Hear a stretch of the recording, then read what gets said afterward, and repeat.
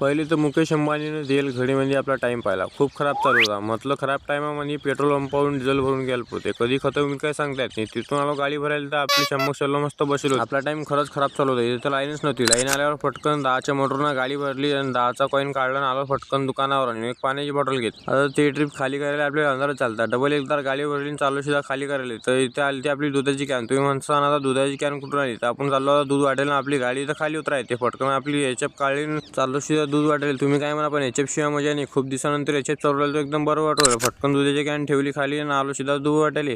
दुधाची कॅन इथं खाली ठेवलं, असं वेट करायला आपलं खूप जीवार येते. कारण आपण घाईमध्ये असतो आणि लोक लवकर येतच नाही. पण काय करा, ते घाईमध्ये नसतं, आपण घाईमध्ये असतो. तिथून आपली दुधाची कॅन लटकवली गाडीला, डबल एकदा एचएफ काढली आणि आलो सुद्धा दुसऱ्या ठिकाणी. पण इथं मारलं तर आला. तिथून मी आपली दुधाची कॅन डबल वापस गाडीला लटकवली. हिरवे पिवळे लाईट लावून चाललो आपण आता मोठ्या गाडीवर. चला मग आजच्यासाठी इतकंच. भेटू आपण पुढच्या ब्लॉगमध्ये. जाता एकदा